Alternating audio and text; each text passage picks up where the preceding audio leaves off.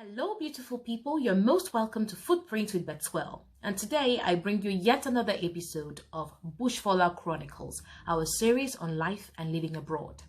Today, guys, I bring you the story of an immigrant student who stayed true to his dreams in spite of pressures and challenges.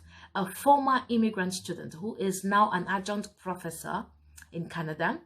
Yeah, he is also a CEO of a consultancy in Canada. He is a husband and he is a father out here in the diaspora jungle. Dr. Zilefac Asong. He's done great. He's done wonderfully well for himself. The journey has not been easy, but he remained persistent. It's an inspiring story, and I'd like you to check it out. So thanks for joining.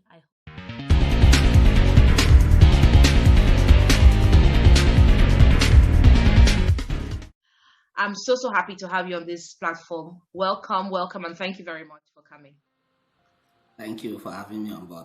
Okay, so we'll just go straight away to the first thing. From an immigrant student to an adjunct professor to a CEO. It's amazing when I think about it. It's just been like what, 10, 11 years, and you've done all of this. How did you get here? Just like briefly take us through the process. Yeah. So I started back in 2008. That is when I graduated from UB. And then I moved to Sweden. So during my time in UB, I worked very hard as a student, then won a European Union scholarship during my last semester in UB. After which I moved to Sweden to pursue my master's degree in water resource engineering. So I switched from geography to engineering. That is a tall order in its own right. There I had to work very hard, and I succeeded in it. I had very good mentors and friends as role models who got me going. After that, I moved to Denmark and worked for a consulting company in the engineering field, same water resources. I worked there for about a year. Then I got a scholarship from the government of Canada through the Canada Excellence Research Chair in Water Security, and moved to Canada to do a PhD. So during that PhD, so many things came to mind, because moving from Cameroon to Europe, from Europe to North America was a challenge on its own. So I had to be very stoic. So I had my philosophy of stoicism. I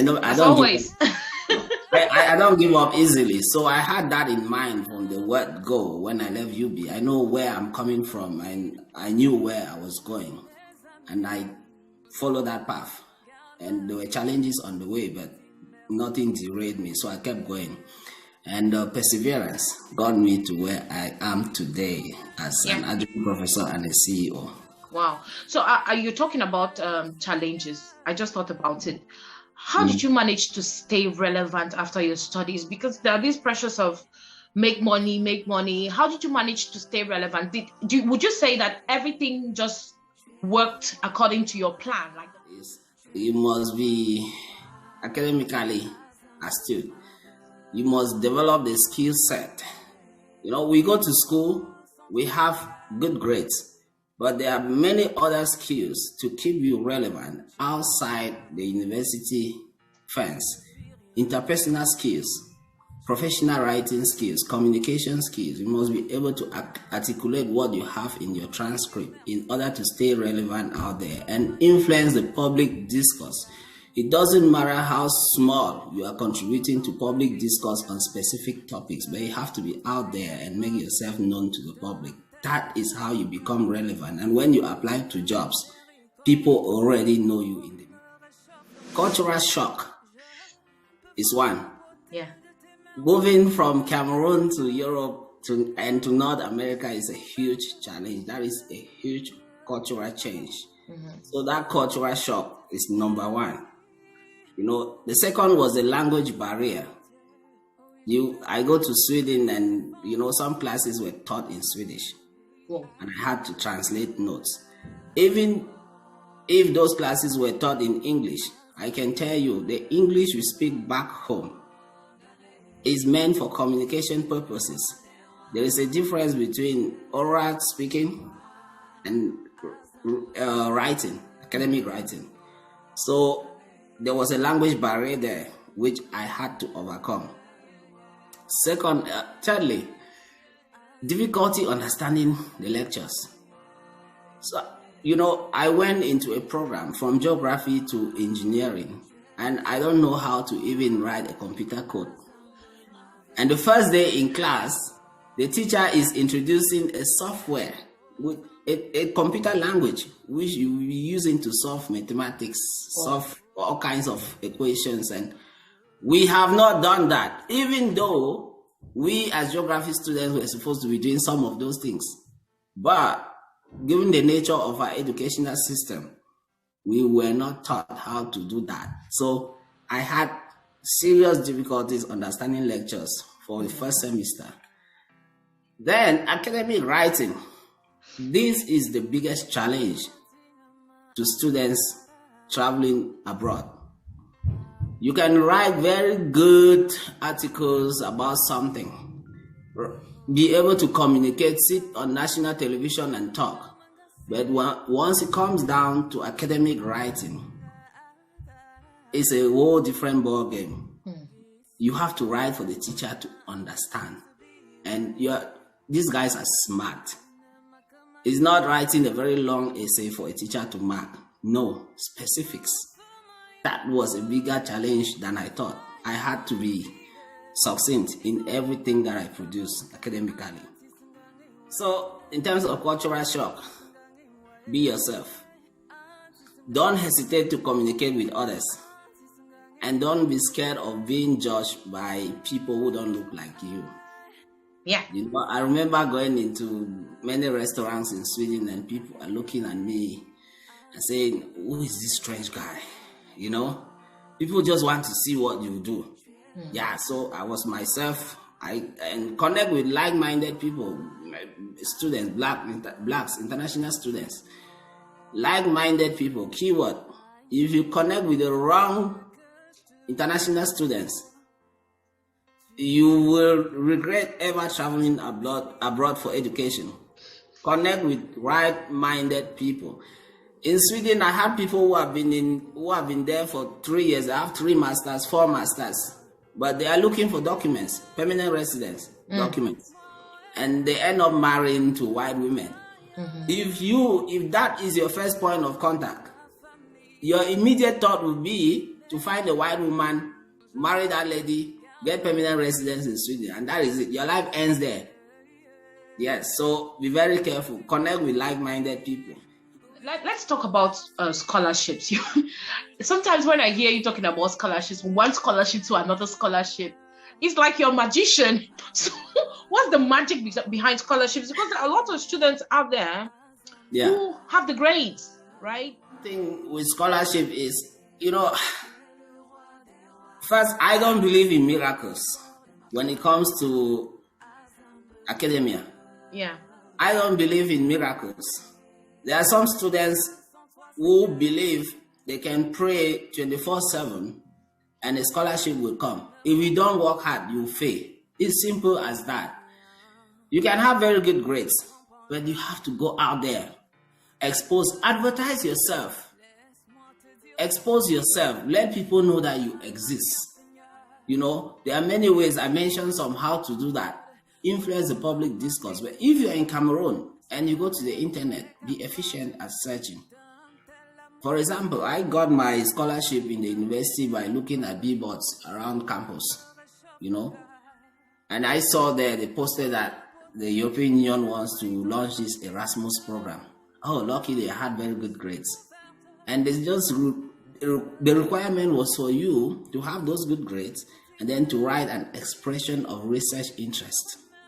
I didn't know what that meant, but I just knew this will not be so far from me saying what I want to do.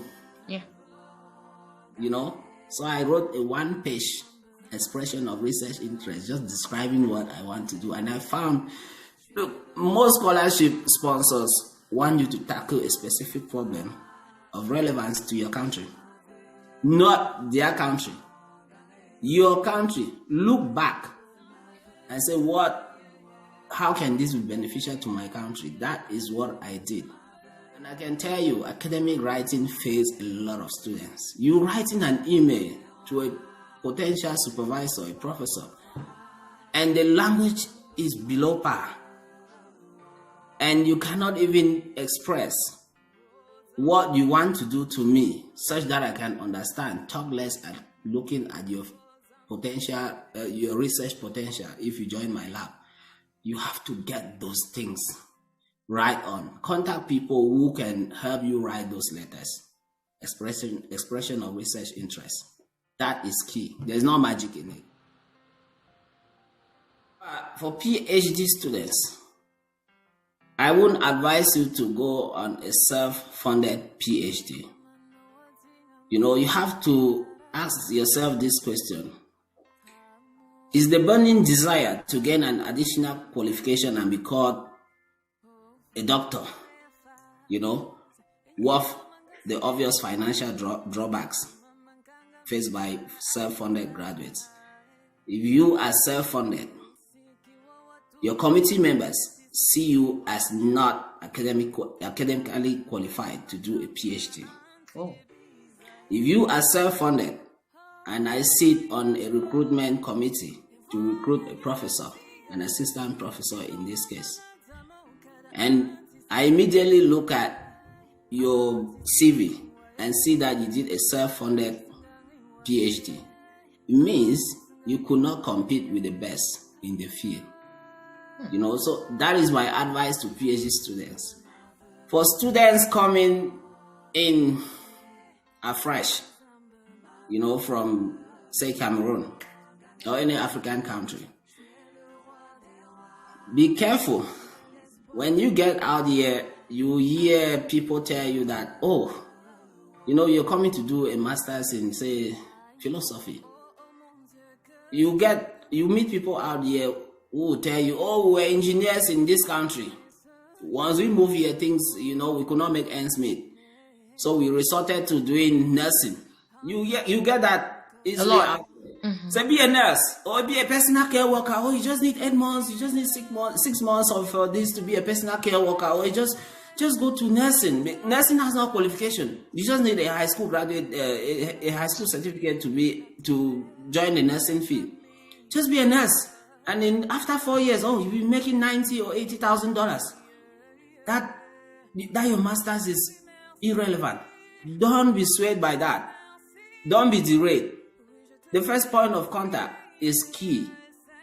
As I said, like-minded people should be your friends. Once you are derailed, that is the end of your career aspirations out here, and your education will also reflect the decision that you made. I have so many people who have failed miserably because they switch from their supposed career path and join some of these quick money jobs, But then, are you satisfied? Or do you even want to go beyond, stand out there in society? You see your friends who go to school and they are CEOs, some are professors, Do you want to leave that career path and go be a nurse? That anybody who graduated from high school can be a nurse or a personal support worker. I have so many students who have been derailed because of that I call it bad influence. But once you are able to stand the test of time and make it, people now look at you as an outlier. They say, forget that guy, he's just one of 2 or 3 who succeeded. But a majority failed, so they have to do the quick money jobs. The bandwagon, just shift and do what everyone else is doing. Exactly. So those 1, 2, 3 who succeeded are those that were able to withstand the pressures. Risk. Yes.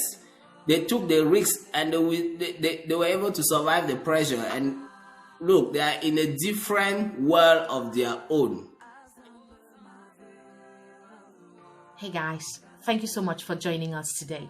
Personally, I learned that with hard work, persistence, and perseverance, my career dreams, your career dreams, our career dreams can come true.